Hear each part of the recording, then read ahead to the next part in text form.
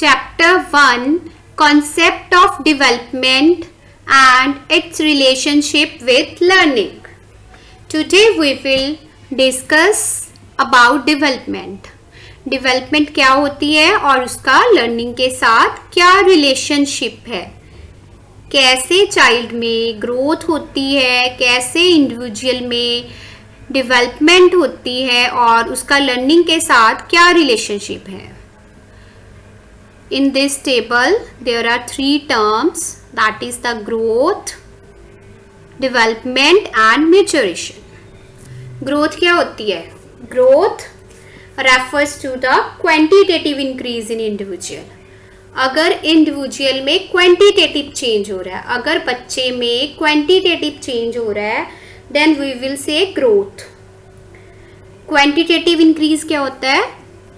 It means increase in size, height, length and weight. जब बच्चा new born होता है तो उसका अप्रॉक्स वेट 3 kg होता है. जैसे जैसे बच्चा बड़ा होता है उसका वेट भी बढ़ता है, उसकी हाइट भी बढ़ती है. Then we will say growth occurs. तो हम बोलेंगे कि बच्चे में क्या हो रही है? ग्रोथ हो रही है. It is a quantitative increase. Quantitative increase in size, height, length and weight. Growth can be measured.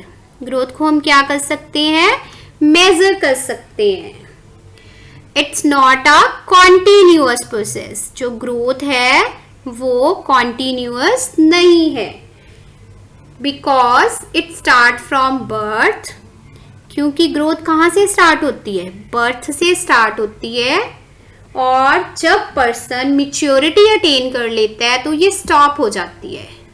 For example, जैसे गर्ल्स के केस में जो हाइट है वो 18 ईयर्स तक बढ़ती है और बॉयज के केस में जो हाइट है वो 21 ईयर्स तक बढ़ती है. जब बच्चों में एडोलेसेंस एज होती है, एडोलेसेंस पीरियड होता है, उस टाइम तक उनकी ग्रोथ होती है. उसके बाद ग्रोथ रुक जाती है जब वो मैच्योर हो जाते हैं. Growth start from birth and continues up to some particular stage. It stop when a person attain maturity. जब पर्सन मैच्योरिटी अटेन कर लेगा, जब बच्चा मैच्योर हो जाएगा तो ग्रोथ क्या हो जाएगी? Stop. Growth include the physical aspects only. Growth में सिर्फ क्या देखने को मिलेगा आपको? फिजिकल चेंज, कि बच्चे में फिजिकल चेंज हो रहा है, उसकी हाइट बढ़ रही है, लेंथ बढ़ रही है, वेट बढ़ रहा है. This is the growth. Next is development. Development क्या है? डेवलपमेंट ओवरऑल चेंज आना, बच्चे की शेप में, बच्चे के फॉर्म में, बच्चे की स्ट्रक्चर में. जैसे कि हमने ग्रोथ में पढ़ा कि ग्रोथ में क्वांटिटेटिव इंक्रीज होगा, लेकिन जो डेवलपमेंट है उसमें क्वालिटेटिव चेंज होगा. क्वालिटेटिव चेंज मीन्स बच्चे की जो नेचर ऑफ क्वालिटी है वो इम्प्रूव होगी.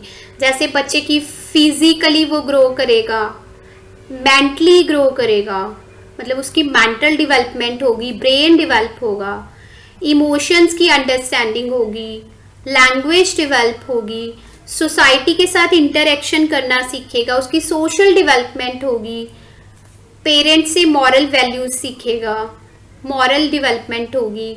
These all aspects are included in the development. Development में क्या होगी? बच्चे की नेचर ऑफ क्वालिटी चेंज होगी, उसकी पर्सनालिटी बनेगी, उसकी हर क्वालिटी इंक्लूड होगी डेवलपमेंट में. It can not be measured. Development को हम मेजर नहीं कर सकते. डेवलपमेंट को हम सिर्फ असेस कर सकते हैं. क्या कर सकते हैं? असेस. फॉर एग्जाम्पल, स्कूल्स में बच्चों को कैसे चेक किया जाता है? कि उनके इंटेलिजेंस लेवल को, उनके एग्जाम्स लिए जाते हैं, एकेडमिकली उनको कॉम्पिटिशन्स दिए जाते हैं, उनके एग्जामिनेशन पैटर्न पे जो उनके मार्क्स आते हैं उस पे बेस पे जो स्कूल है वो क्या करता है? उनके इंटेलिजेंस लेवल को असेस करता है. डेवलपमेंट को हम क्या कर सकते हैं? Only assess. It can not be measured. लेकिन जो ग्रोथ है उसको हम मेजर कर सकते हैं। डेवलपमेंट जो है कॉन्टिन्यूअस है, लगातार चलती है और लगातार चलती है, जबकि जो ग्रोथ है वो बर्थ से स्टार्ट होती है और टिल मैच्योरिटी होती है। लेकिन जो डेवलपमेंट है वो वूम्ब से टूम्ब, वूम्ब से टूम्ब। वूम्ब मीन्स जब बेबी मदर के वूम्ब में है, जब बेबी मदर के गर्भ में है, वहां से स्टार्ट होती है और कब तक रहती है, उसकी डेथ तक। टूम्ब मीन्स उसकी कब्र, उसकी डेथ। ऑल एस्पेक्ट्स, डेवलपमेंट में सारे एस्पेक्ट्स आ जाते हैं। Development include all aspects. बच्चे में जो फिजिकल चेंज आता है, बच्चे में जो मेंटल डेवलपमेंट होती है, इमोशनल डेवलपमेंट होती है, बच्चे में जो मॉरल चेंज आता है, मॉरल डेवलपमेंट होती है, बच्चे में जो लैंग्वेज डेवलपमेंट होती है, मॉरल डेवलपमेंट होती है, मोटर स्किल्स डेवलप होती हैं, ये सारी किस में इंक्लूड होती हैं, डेवलपमेंट में। Next is maturation. मैच्योरेशन हमारी किससे रिलेटेड है, that is related to the heredity. Heredity क्या होती है, that is the transfer of genes from parents to the offspring. जो बच्चों में अपने पेरेंट्स से क्वालिटीज आती हैं, फीचर्स आती हैं, दैट इज द मैच्योरेशन। इसमें जो डेवलपमेंट टर्म है that is the inclusive term. Inclusive means growth और मैच्योरेशन दोनों किसके अंदर समाये हुए हैं, डेवलपमेंट के अंदर। जब बच्चे में डेवलपमेंट कंप्लीट हो गई है, जब बच्चे ने अपने लाइफ का एक्सपीरियंस कर लिया है, उसने नई नई चीजें सीखी हैं, दैट इज द मैच्योरेशन। हम बोलेंगे कि बच्चा मैच्योर हो गया है, उसकी शादी हो गई है, शादी के बाद उसको जॉब हो गई है, जॉब का एक्सपीरियंस हो गया, मीन्स उसको पूरी लाइफ का, अपनी लाइफ का एक्सपीरियंस हो गया ज़्यादा से ज़्यादा, तो बोलेंगे पर्सन क्या हो गया है, मैच्योरिटी में है, मैच्योर हो गया है। That maturation include individual learn new things. Person जो है पूरी लाइफ कुछ ना कुछ लर्न करता रहता है, that is also maturation. So maturation को हम क्या बोलेंगे, maturation is a ageing. Maturation is a ageing. बच्चा अपनी लाइफ में कुछ ना कुछ सीखता रहता है, उसको हर चीज का एक्सपीरियंस होता रहता है, उसका कोई भी एक्सपीरियंस वेस्ट नहीं जाता, उसको कुछ ना कुछ नई चीजें, नई मैटर्स को लर्न करने का मौका मिलता है throughout life. Then we will say a person mature. These are the three terms: growth, development and maturation. These are very important for the TET exam, CTET, PSTET. ये TET exams के लिए तीनों terms बहुत important हैं. Please do these terms for examination. Next is we will do the types of development. There are various type of development, जैसे कि पिछले video में भी डिस्कस किया कि जो डेवलपमेंट है that is a qualitative change, कि बच्चे की जो नेचर ऑफ क्वालिटी है वो इम्प्रूव होती है, दैट इज डेवलपमेंट। इसमें बहुत सारे एस्पेक्ट्स आ जाते हैं, physical development, coordinative development. Coordinative development क्या होती है, that is the mental development, brain development.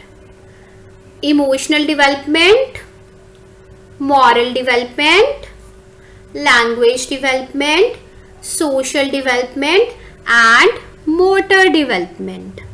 These are the different type of development. Now we will discuss one by one. First is physical development. Physical development क्या होती है, जैसे कि हमने growth में भी पढ़ा कि बच्चे में फिजिकल चेंज आना, उसकी हाइट, लेंथ, वेट का बढ़ना, दैट इज फिजिकल डेवलपमेंट। जो फिजिकल डेवलपमेंट है वो ग्रोथ में भी इंक्लूड है और डेवलपमेंट में भी इंक्लूड है। ग्रोथ में सिर्फ फिजिकल होगी और डेवलपमेंट में सारे लेवल्स आ जाएंगे डेवलपमेंट के। It is a development in physical aspects. Physically बच्चे में चेंज आना, that is called the physical development. जो फिजिकल डेवलपमेंट है वो किस सीक्वेंस में होती है? In a cephalocaudal sequence. Cephalocaudal sequence means जहां पे डेवलपमेंट जो है हेड टू टो होगी, that is development of child start from head and end at toe. जब बेबी मदर के वूम में होता है तो पहले हेड बनेगा, बाद में लोअर पोर्शन, बाद में टोज पे आके फिनिश होगा, that is the cephalocaudal sequence. ये जो सेफ्लोकॉर्डल टर्म है ये सीटेट एग्जाम के लिए बहुत इंपॉर्टेंट है। इससे रिलेटेड एक क्वेश्चन आता ही आता है कि सेफ्लोकॉर्डल सीक्वेंस क्या होती है, या आपको इस फॉर्म में भी पूछा जा सकता है कि जो डेवलपमेंट हेड टू टो होती है उस डेवलपमेंट को क्या बोला जाता है, that is the cephalocaudal sequence. Next is cognitive development. Cognitive development क्या होती है? कोएगुनेशन एबिलिटीज का डेवलप होना। किसका डेवलप होना? Cognition abilities. Cognition abilities means mental abilities. Mental abilities क्या होती हैं? Ability to think, ability to reason and ability to analyse. किसी चीज के बारे में सोचना, किसी चीज के पीछे क्या रीजन है उसके बारे में एनालाइज, स्टडी करना। जैसे बच्चे छोटे होते पूछते हैं why this circle, why sky is red blue, how the TV play, TV कैसे चलता है, आसमान नीला क्यों है, लाइट किसने बनाई, कूलर किसने बनाया, ये क्यों होता है, कैसे होता है। थिंक, रीजन एंड एनालाइज करना किसी भी चीज को, that is the cognition abilities. इन सब को क्या बोला जाता है? Cognition abilities. कोएगुनेशन एबिलिटीज की डेवलपमेंट होना, that is called the cognitive development.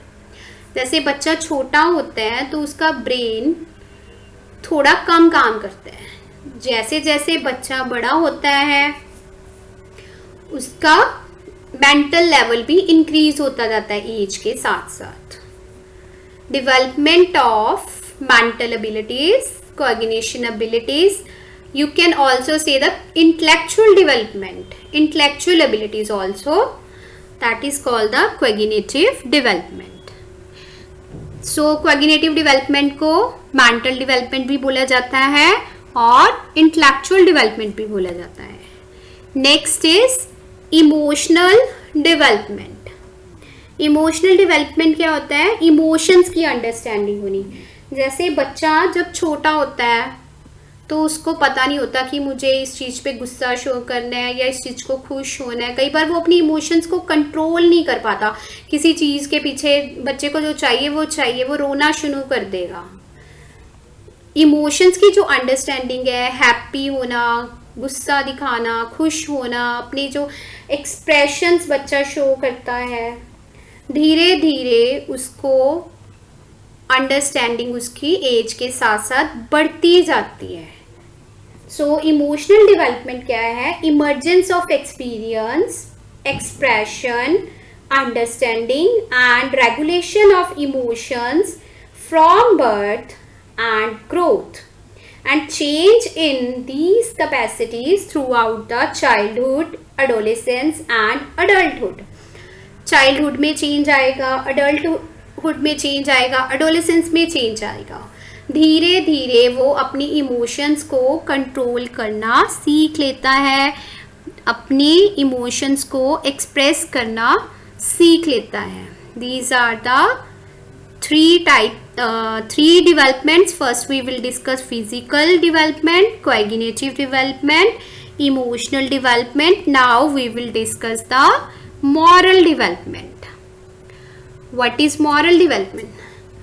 जो बच्चा अपने पेरेंट्स से अच्छी बातें सीखता है, अपने घर के रूल्स सीखता है कि किस तरीके से खाना खाना है, जैसे पेरेंट्स अपने बच्चे को सिखाते हैं टेबल मैनर्स, सुबह उठ के नहाना है, सच बोलना है, अच्छे बच्चे बनना है, झूठ नहीं बोलना, अच्छे से रेडी होना है, गॉड को प्रे करना है, प्रे टू गॉड। कई पेरेंट्स अपने बच्चों को सिखाते हैं। These are the moral values. जो बच्चा अपने पेरेंट्स से अच्छी बातें सीखता है, पॉजिटिव एटीट्यूड सीखता है, उसको हम क्या बोलेंगे, मॉरल वैल्यूज। धीरे धीरे एज के साथ साथ बच्चे की मॉरल डेवलपमेंट भी बढ़ती जाती है। जैसे वो जब छोटा होता है तो सिर्फ अपने पेरेंट्स के पास रहता है, फिर उसको अपने स्कूल एटमॉस्फेयर का सामना भी करना पड़ता है, फिर अपनी सोसाइटी का, अपने फ्रेंड्स का, तो धीरे धीरे उसको वहाँ पे रहना आ जाता है, एडजस्ट करना आ जाता है, अडेप्ट करना आ जाता है और उसकी मॉरल वैल्यूज इंक्रीज होती है। That is the moral development. Child develop the positive attitudes and also adapt the society rules and society norms and learn many things from the society, how to live, how to adjust. This is the moral development. Language development, जब बच्चा छोटा होता है तो अपने parent से वो language सीखता है, जो मम्मा पापा बोलते हैं वही बच्चा पिक करता है। और जो लैंग्वेज डेवलपमेंट है उसको सिखाया नहीं जाता, दैट इज नॉट लर्नड, वो लर्न नहीं की जाती, वो इक्वायर्ड होती है। लैंग्वेज क्या होती है, इक्वायर्ड होती है, मीन्स बच्चा अपने आप ही उसको ग्रैस्प करता है, इक्वायर करता है मम्मा पापा को देख के, वर्ड्स को। लैंग्वेज जो सबसे ज़्यादा डेवलप होती है वो 5 years की एज तक होती है। सबसे ज़्यादा वोकैबुलरी उसकी 5 साल की उम्र में होती है। वो हाई पेस पे, ज़्यादा स्पीड पे वर्ड्स को लर्न करता है। From birth up to age of 5 children develop language at a very rapid pace. The stages of development are universal among humans. जो लैंग्वेज डेवलपमेंट की स्टेजेस हैं वो सब में क्या है, यूनिवर्सल है। मतलब वर्ल्ड में जितने भी बच्चे हैं वो सब क्या करते हैं, अपने पेरेंट्स से लैंग्वेज को एक्वायर करते हैं, उसको सीखते हैं, ग्रास्प करते हैं और धीरे धीरे उनका लैंग्वेज डेवलपमेंट लेवल बढ़ता है। Next is social development. Social development refers to the process by which a child learns to interact with others around them. Social development क्या है, जो बच्चा अपनी सोसाइटी में रहता है, जो जिनके साथ वो रहता है, जब उनके साथ वो इंटरेक्ट करना सीख जाएगा, that is called the social development. पहले जैसे बच्चा जो है अपने पेरेंट्स के साथ रहता है, उनके साथ सीखेगा इंटरेक्ट करना, बात करना, कम्युनिकेशन करना। धीरे धीरे एज बढ़ेगी, उसके फ्रेंड्स बनेंगे, फ्रेंड्स के साथ खेलता है तो वो फ्रेंड्स के साथ इंटरेक्ट करता है, तो फ्रेंड्स के साथ उसका इंटरेक्शन इंक्रीज होगा। सोसाइटी के फ्रेंड सर्कल के बाद वो सोसाइटी में एंटर करेगा, सोसाइटी में अपने नेबरहुड के साथ बात करनी सीखेगा। धीरे धीरे उसको अपना सोशल सर्कल वो अपना इंक्रीज करता है, उसका इंटरेक्शन इंक्रीज होता है। This is the social development. Even जब वो बड़ा हो जाता है बच्चा तो उसको ये भी पता है कि इंटरेक्ट कैसे करना है और how to handle the conflict with others. दूसरों के साथ उसने अपने झगड़ों को कैसे हैंडल करना है। अगर उसका अपने किसी फ्रेंड से झगड़ा हो जाता है तो उसको कैसे हैंडल करता है।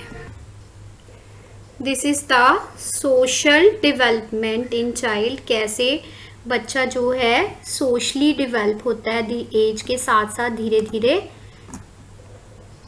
नेक्स्ट है हमारे पास motor development. What is the motor development? That is the strengthening of child's bones and muscles. Motor development में क्या है, फिजिकल ग्रोथ और बच्चे की जो बोन्स और मसल्स की स्ट्रेंथनिंग है। and also has ability to move and touch his surroundings।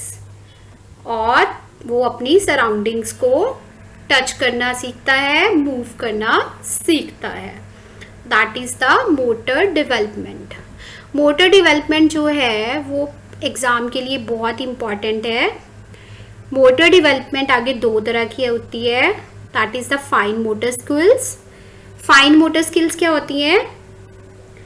That refers to the small movements in hands, wrist, fingers, feet, toes, lips and tongue।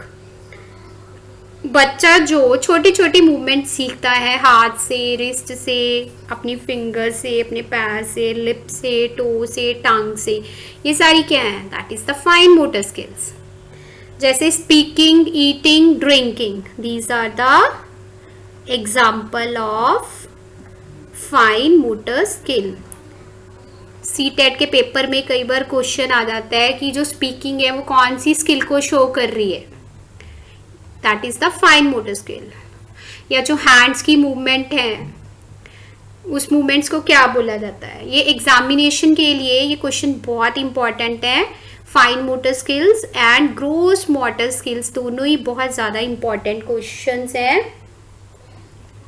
Gross motor skills क्या होती हैं? Gross motor skills involve motor development of muscles that enable babies to hold up their head, sit, crawl, and eventually walk, run, jump, and skip. Gross motor में भी muscles की development होती है। इसमें बच्चा अपने आप को होल्ड करना सीखता है, बैठना सीखता है, उठना सीखता है।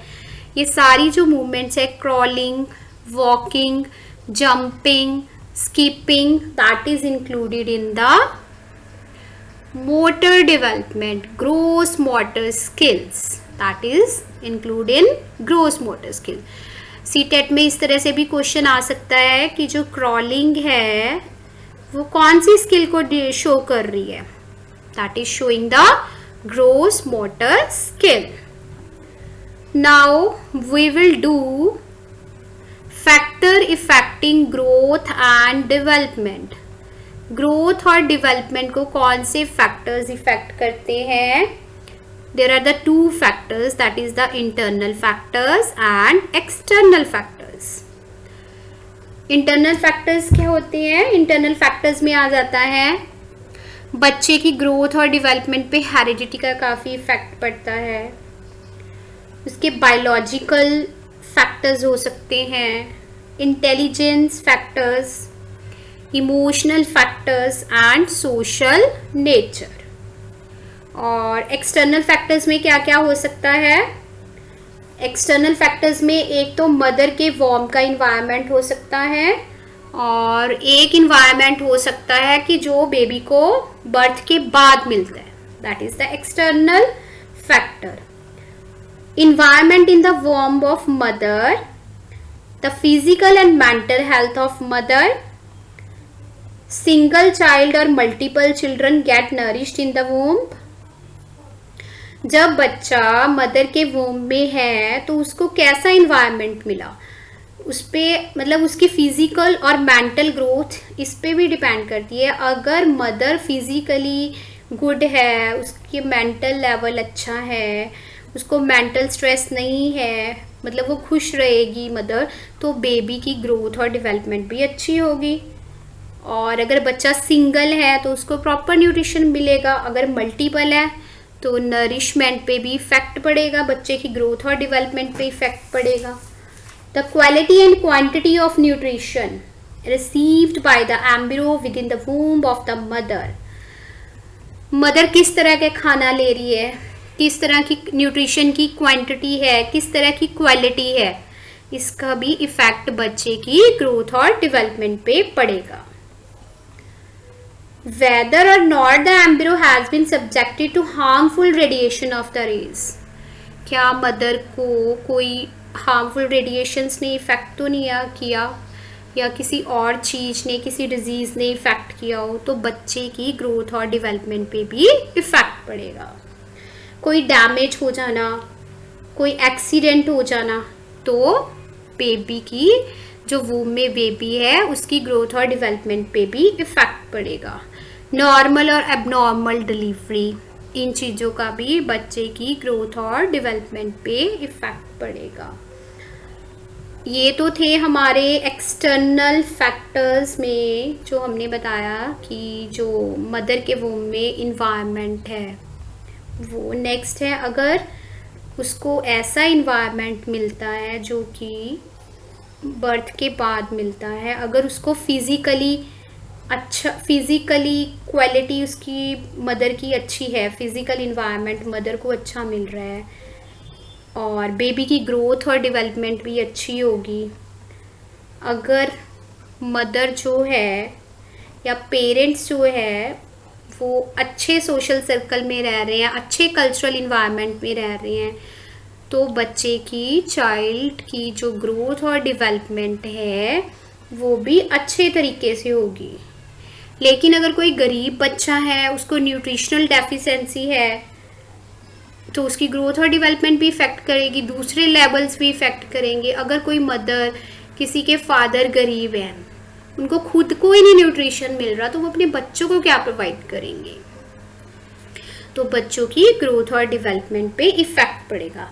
यानी जब बच्चा मदर के वूम में है तो वो भी इन्वायरमेंट उसको इफ़ेक्ट करता है, और जब बच्चा बाहर आ गया है तो वो भी इन्वायरमेंट उसको इफ़ेक्ट करता है, उसकी ग्रोथ और डेवलपमेंट को। These are the external factors, environment in the womb of the mother and environment available after birth.